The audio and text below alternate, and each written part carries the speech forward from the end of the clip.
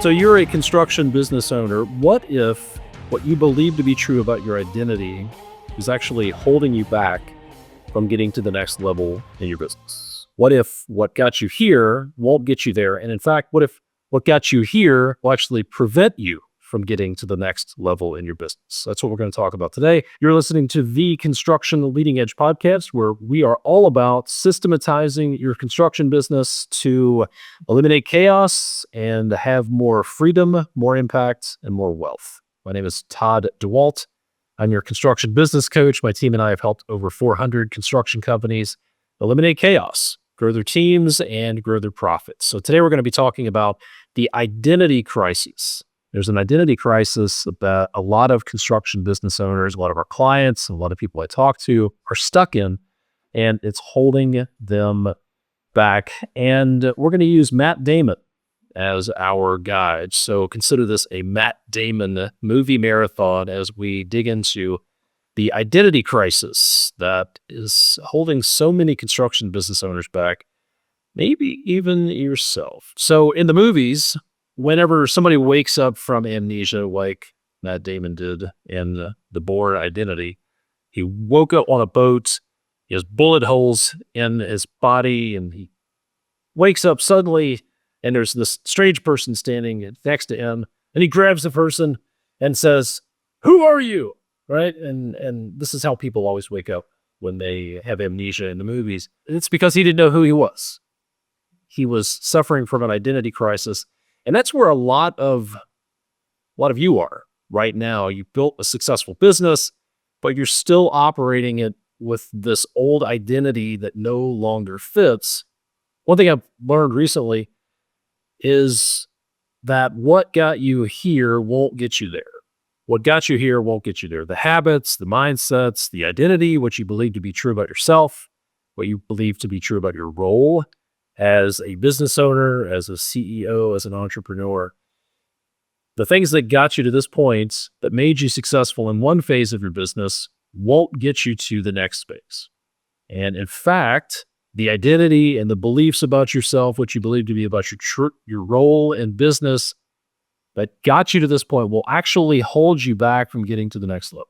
So what got you here can actually prevent you from getting there. This is why so many people are stuck in their business. It's not because of lack of strategy or opportunity or subcontractors or people. The thing that keeps so many people stuck is that they need to make this identity shift. They are still stuck in this identity that was very successful in getting you to this point, but those belief patterns will actually prevent you from getting there. So there are four identity shifts that you need to make. All right. And this is based on the work I've done almost over the past 8 or 9 years, working with hundreds of construction business owners, helping them to scale their business. I've identified these 4 identity shifts that need to be made. And the first identity is I build projects. The second identity that needs to be shifted away from is, quote, my job is to be the leader. The third identity we've got to shift away from is, quote, I'm the business operator. And the fourth one, well, we'll just have to get to that one in a few minutes. So let's talk about this first shift, this belief pattern, this identity. I build projects. My job is to build the projects. In the movie Founder, Michael Keaton played Ray Kroc. This is the story of McDonald's. And when Ray Kroc joined McDonald's, he thought he was in the hamburger business. And then his finance guy, Harry Sonneborn, showed him the truth, showed him McDonald's real business wasn't burgers. There's a scene in this movie called The Founder where Michael Keaton is sitting across from his financial advisor who's playing Harry Sonneborn, and Harry says, you don't seem to realize what business you're in, Ray. You're not in the burger business. You're in the real estate business. Ray Kroc didn't realize what business he was in. He thought he was in the hamburger business, but the reality was his business was real estate. So here's a question for you to think about. What if you're not actually in the business that you think you're in? What if you think you're in the custom home business? What if you think you're in the remodeling business? What if you think you're in the concrete or excavation or general contracting business? What if you're not actually in the business that you think you're in? What if your product isn't what you think it is? What if your product is actually something very different than what you think it is?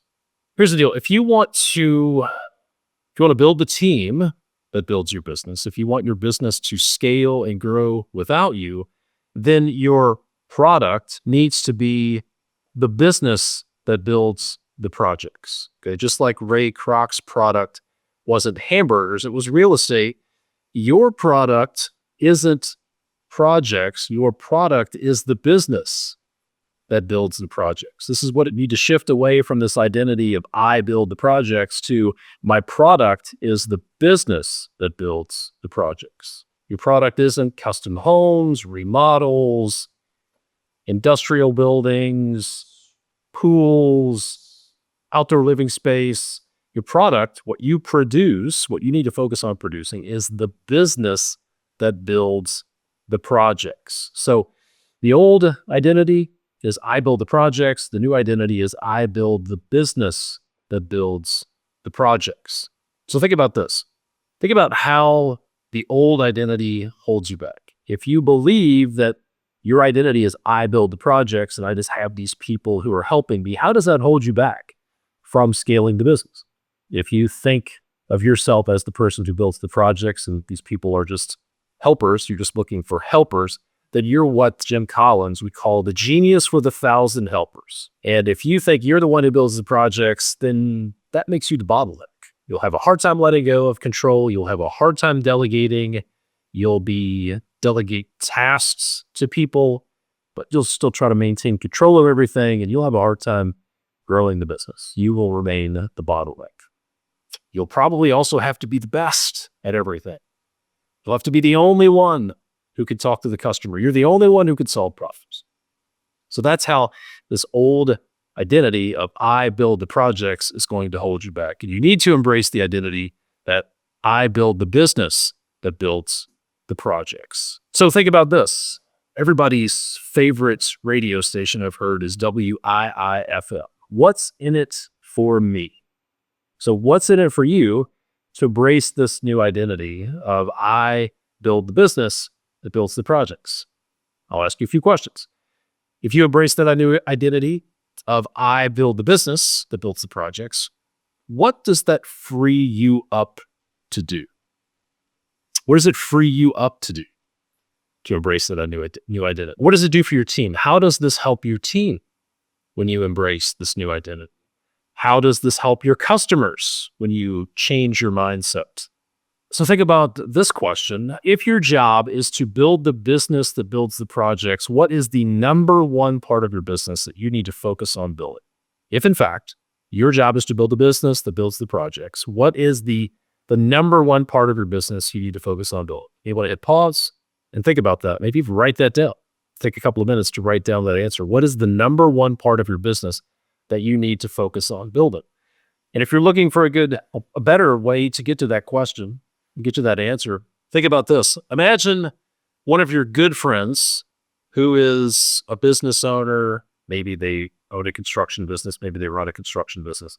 And imagine they were going to come in and run your business for 60 days. A good way to figure out what you need to work on is to think about this question. What is one part of your business you would be embarrassed for your friend to see if they came in and ran your business for 60 days? That thing you're embarrassed about might be the thing that you need to focus on building. So let's talk about the second shift. The second old identity you need to shift away from is, quote, my job is to be the leader. My job is to be the leader. If you're a basketball fan, you're familiar with Steve Kerr. Steve Kerr won championships as a player for the Chicago Bulls under Phil Jackson and Greg Popovich. And when he became the coach of the Golden State Warriors, his instinct was to control every play, every decision, and try to pull the strings on all of the players on the court. But the team froze up and they stopped thinking creatively and they just tried to do what he told them to do. But Steve Kerr changed. He built a system where the players led themselves and led each other. He told them, you guys see things that I can't see from the sideline. You have to make decisions.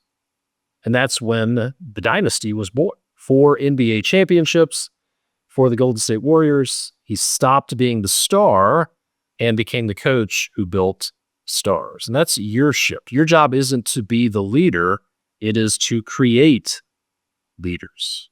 Your job is to create leaders. Your identity needs to shift away from I'm the leader to my job is to create leaders. So what's the Matt Damon movie? All right, we're on a Matt Damon movie marathon here. Well, in the movie Good Will Hunting, Matt Damon plays a wicked smart genius kid named Will.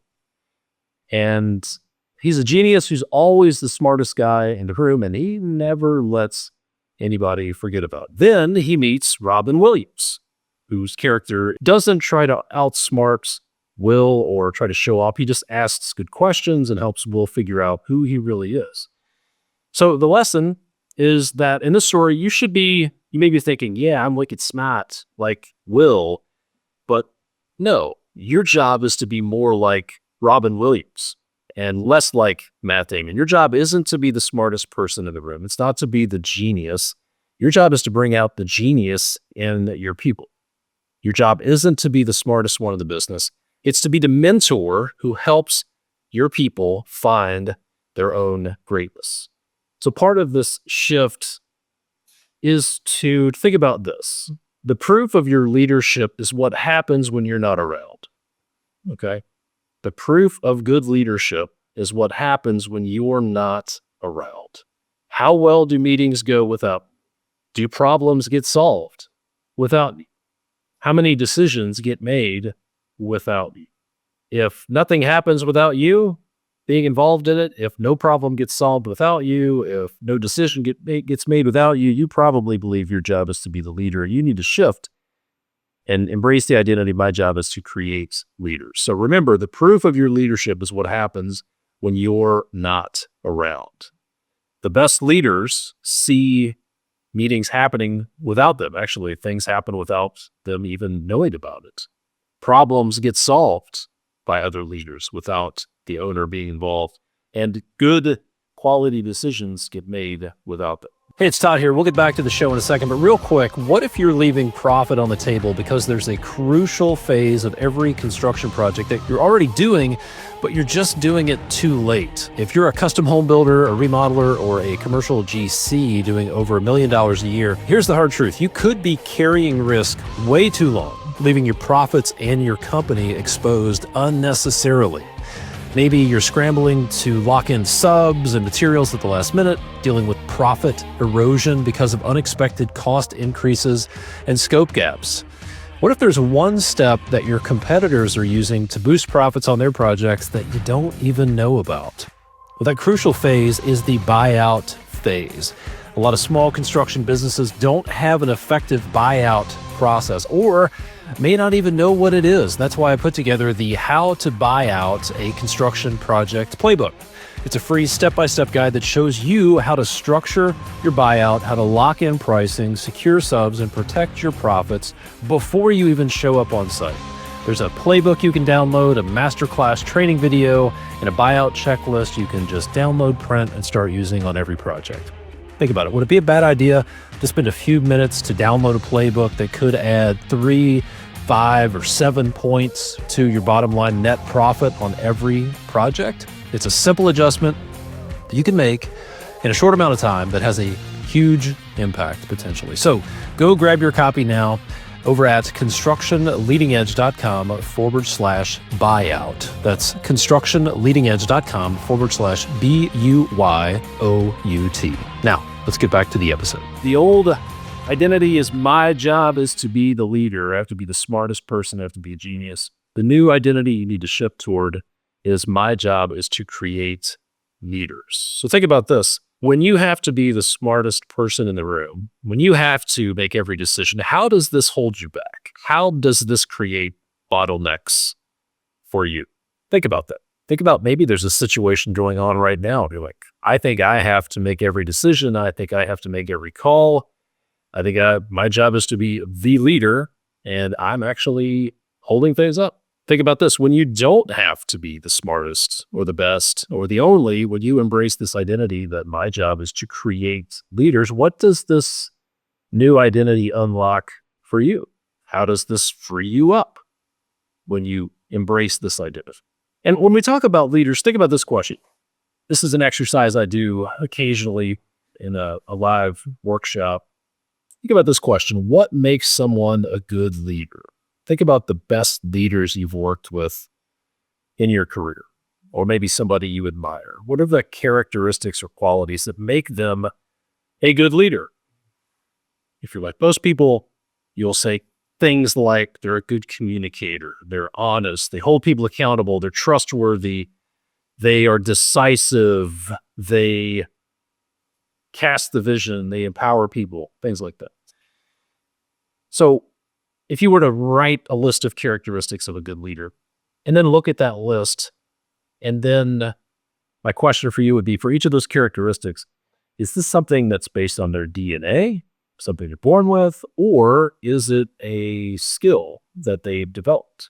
Chances are, as you go down through there, communication, decisiveness, honesty, integrity, things like this, these are not based on DNA. They are, in fact, skills and traits. So if you're thinking, I can't turn my people into leaders, they weren't born to be leaders and leaders are born. That is false. That is a false belief that's going to hold you back. The truth is, you can become a better leader and you can train your people to become better leaders, because what makes somebody a good leader are skills, not genetic traits. So let me challenge you with this. What is one thing you can do this week, in the next 7 days, to help develop leaders? Think of one person on your team who has some leadership capacity and you would like to see them become a better leader. What is one thing you can do to help develop that person as a leader in the next week? And take some action on that. Now let's go on to number 3, the third identity shift that needs to be made. And it sounds like this. Quote, I'm a business operator. So let me tell you about Bill. All right. Bill was hired by me for my team sometime in the past few years. And I went through an extensive recruiting process, an extensive interviewing process, personality profiles, very extensive. Hired a recruiter, did everything I possibly could to select the right person, went through an extensive training process. We're pretty big on systems around here. And I had what I thought was a good system for Bill to be plugged into, and it didn't work. It was actually incredibly frustrating.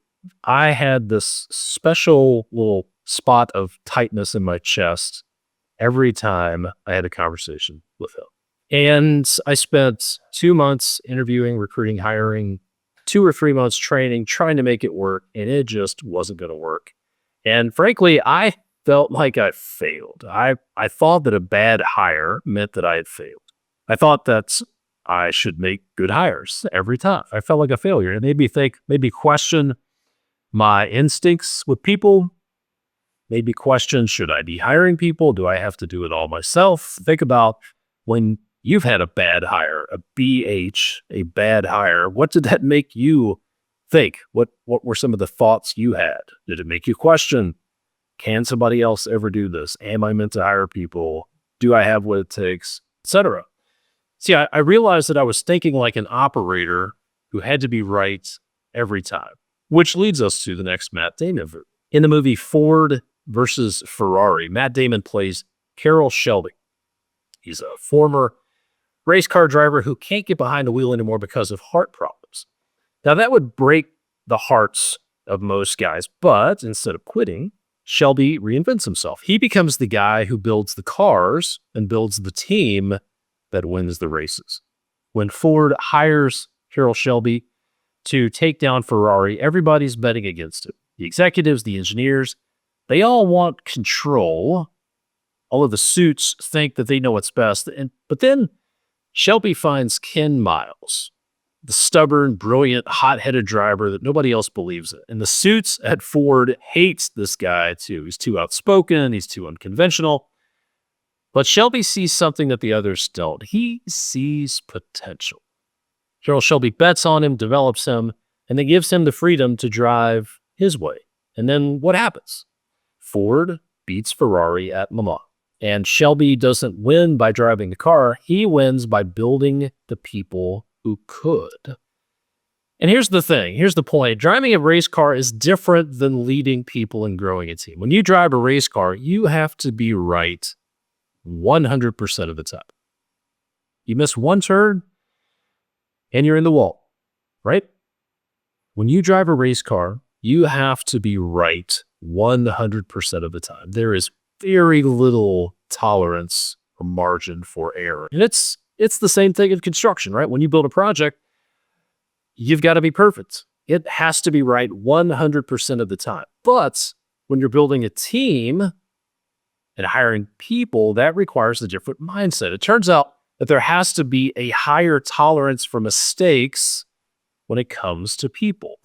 Here's the new mindset that I want you to embrace. The old mindset is I'm a business operator and I have to be right about people all the time. The new mindset, the new identity to embrace is I am an investor in people. When you invest, you can make mistakes and still win big if you keep investing. Even the best investors expect to be wrong. A lot. A surprising amount. The best investors expect to be wrong a surprising amount. Peter Lynch was a legendary American investor and fund manager, best known for his 13-year tenure running a Fidelity Magellan fund. He had a ridiculously high rate of return. Here's what he said. If you're terrific in this business, you're right 6 times out of 10. Let me say that again. He said, if you're terrific in this business, you're right 6 times out of 10. 6 out of 10. That means you're wrong 40% of the time. That means 4 out of 10 times a terrific investor is going to pick the wrong stock, or in this case, the wrong person. And you know what? That's normal. That is part of the math. So let's talk about how do successful investors think and act. We'll get back to the show in just a second. If you're a construction business owner, let me ask you this. Are you feeling trapped in your business? Maybe you can't take a real vacation without being on call 24/7. Or when you finally do step away, you know there's going to be a mess waiting for you to clean up when you get back. Or maybe the constant stress of putting out fires and carrying all the responsibility and making all the decisions is keeping you up at night.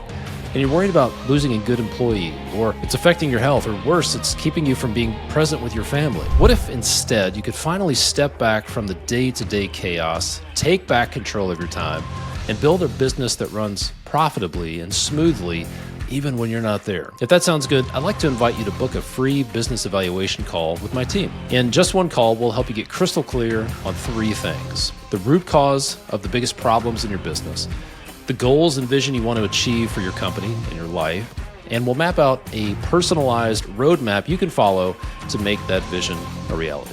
Look, we've helped hundreds of construction business owners systematize their business so they can work less, earn more, and actually enjoy their lives. And we can help you too. But the first step, it's up to you. Head over to constructionleadingedge.com/apply to book your free call, or just click the link in the show notes. Don't wait until it's too late. Take the first step toward freedom today. All right, let's get back to the show. How do successful investors think and act? Number 1, they expect dips and duds. They expect things to go up and down. They expect to invest in duds, and they expect dips in the market. Number 2, they practice emotional discipline. Number 3, they play the long game. They're in it for the long haul. Number 4, successful investors leverage compounding. They're all about making small, consistent improvements over time. And number 5, they accept losses as part of winning. So when you think about the people side of your business, hiring, training, promoting, stop trying to be right 100% of the time, because you won't be. That's what's keeping you stuck. If you think you have to be right 100% of the time, it's holding you back. Nobody's right 100% of the time. Instead, start thinking like an investor. Think like Carol Shelby. Look for potential, make the bet, coach them, give them room to drive their way. You'll get some wrong, and that's the cost of playing the game. But the ones you get right, when it does work, here's what George Soros said. It's about investing. It's not whether you're right or wrong that matters. It's how much you make when you're right. It's how much you make when you're right. When you invest in people, just like when you invest in the stock market, you can be wrong about half the time and still build a winning team if you keep investing. So think about this. Who is one person you've invested in your career or your life who's turned out to be a great investment? You may find that you've invested time and energy into a lot of people, most of whom you aren't really happy with the return on, but there may be just a small percentage of people who gave you an outsized return on investment. We have clients who have experienced a lot of turnover over the past 5 years with people, but they have one or two rainmakers that they brought onto the team who have really changed the dynamic and given them an outsized return on investment. So here's a question I would challenge you with. If you started thinking like an investor in people, what is one thing you would start doing differently with your team? If you started thinking like an investor in people, what is one thing you would start doing differently with your team? So to wrap up on this belief, your job isn't to operate the business. Your job is to invest in people. So the old belief is I'm not good at hiring. I've had too many bad experiences. That's what's holding you back. If you believe that I'm not good at hiring, I've had too many bad experiences, I just have to operate the business, I need a bunch of helpers, need to embrace the new belief, I'm an investor in people. I expect to be wrong sometimes, but the right people make up for the misses. So smart investors think about people. Smart investors in people think differently. Smart investors in people think differently. They think just like smart investors in money. They expect dips and does. They practice emotional discipline. They play the long game. They leverage compounding. They look for small, consistent improvements over time. And smart investors in people accept losses as part of winning. And this is a very important point, too, before we get off this. Investors don't confuse themselves with their portfolio. Investors don't confuse themselves with their portfolio. And that's the next identity shift. And that's the one that makes all of the others stick. So you're probably wondering, all right, what's the next Matt Damon movie going to be? Maybe you've guessed it's you need to be courageous and be a leader like Matt Damon was in Saving Private Ryan. Or maybe it's thinking about the movie The Martian, where he shows great perseverance and innovation and staying alive on Mars. Or maybe he was a criminal in the Ocean's 11, 12, Ocean's 13 movies, a bank robber. Or maybe you're even thinking, I need to embrace Spirit, the movie, where he was the voice of Spirit, the stallion of the Cimarron. But the last Matt Damon movie is one of his lesser known ones. And here's an interesting fun fact about Matt Damon in movies. Someone once asked him, hey, what was the biggest mistake you ever made when it came to selecting movie roles? Well, he was actually offered the leading role in Avatar, and he would have made 10% of the earnings of that movie. And to date, there's another Avatar movie coming out soon. To date, that movie has brought in $1.8 billion. And Matt Damon said no to that role. So you can do the math there. The final movie in the Matt Damon movie marathon, as we talk about identity crisis, is one of his lesser known movies. It's called Stuck on You. It's where Matt Damon and Greg Kinnear were conjoined twins. And everything that Matt Damon did, eating, sleeping, dating, he did attached to his brother. It is pretty hilarious, but it's also exhausting because they were physically inseparable. And some of you are living the same way with your business. You are conjoined twins with your business. If the business struggles, you struggle. If the business is going great, you're doing great. It's pretty hard to distinguish you from your business because many of you would literally say, my business is my identity. You would say, I am, insert the name, of your business. When your business is fused with your identity, it causes some problems, right? When you can't distinguish between yourself and your business, when your business is your identity and vice versa, it causes some problems. There are some downsides to being a conjoined twin with your business. For example, your self-worth is tied to the health of the business. You are always on. You have to always be on. You're on 24/7. The founder's mood becomes excessively dependent on the business's daily highs and lows. You're on this emotional roller coaster. When your reputation and your self-worth are on the line, the entrepreneur, the conjoined twin, can become crippled by the fear of making mistakes. It's pretty hard to be objective and think long-term when your business and your identity, your business is mixed up with your identity. It's really hard to let go of things and delegate. It's hard to separate your business from your personal life, and it is really difficult to ever exit or sell your business. When a business is too intertwined with its founder's personal identity, its value actually decreases. Buyers can become wary of a business that doesn't function without its owner, and the founder finds it emotionally difficult, maybe even impossible to sell or step back. So there are some significant downsides to having your identity mixed up with your business. And here's the thing, those identities that got you here, they won't get you there, right?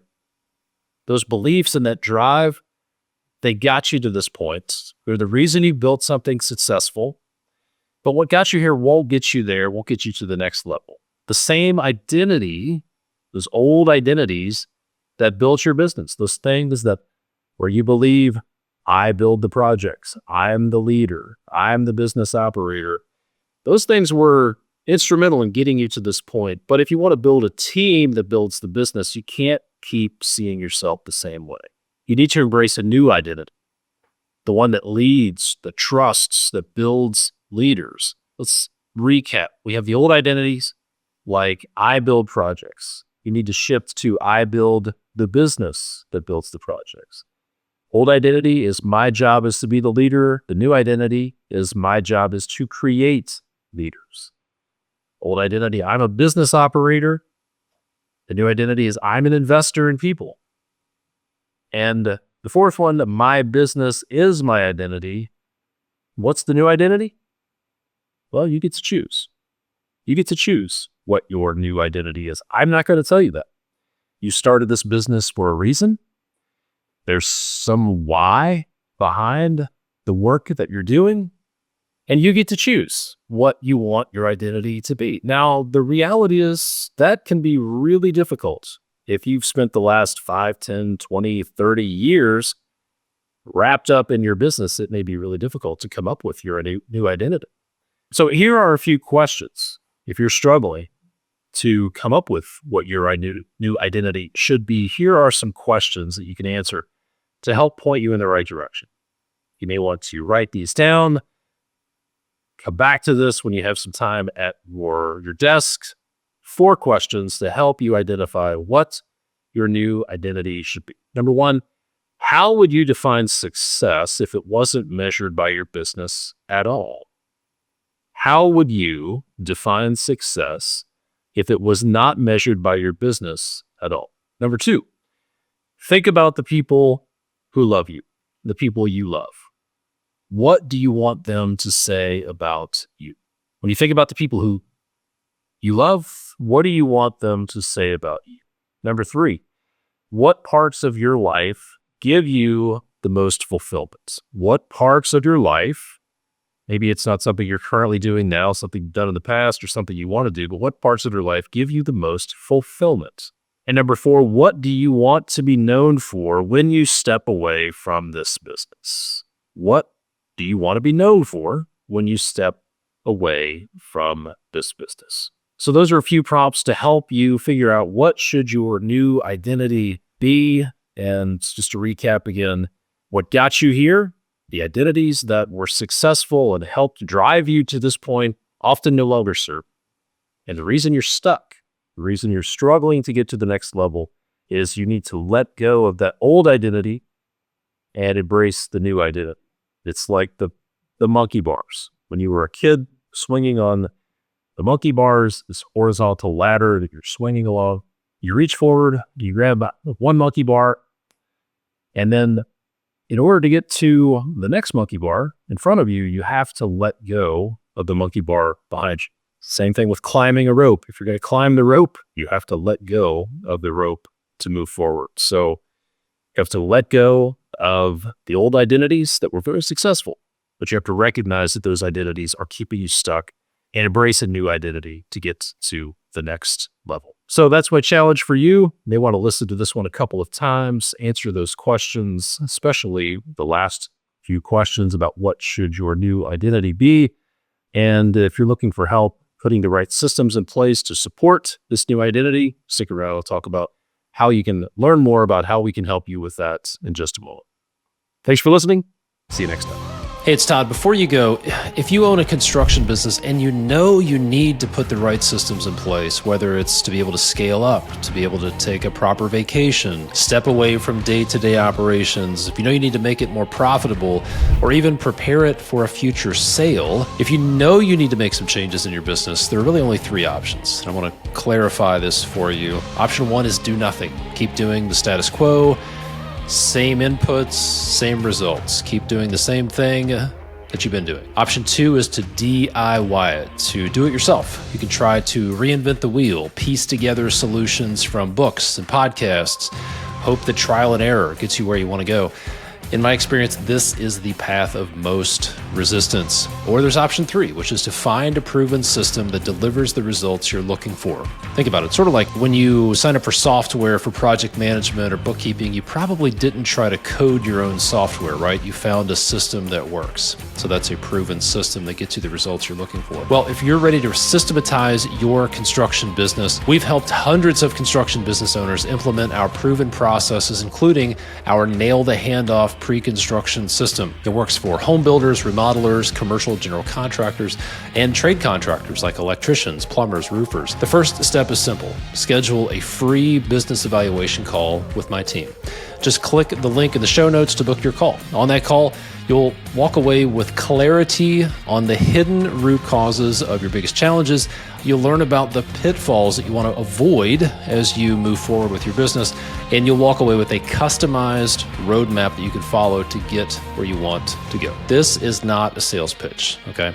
There's no pressure. We may not even talk about working together. You may not even hear about our program. This is all about evaluating your business. It's going to be the most valuable hour that you've spent working on your business in a long time. So don't wait. Click the link in the show notes to book your free business evaluation call now. And the last thing, if you've been enjoying this podcast and getting value out of it, I've got a quick favor to ask. Could you take a moment and leave a 5-star rating and maybe a short review on the platform that you're listening or watching on? It really helps the podcast grow. It lets other people know what to expect. Plus, I love to hear your feedback. It means a lot to me. Thanks so much. My name is Todd DeWalt from ConstructionLeadingEdge.com, and I'll catch you on the next episode.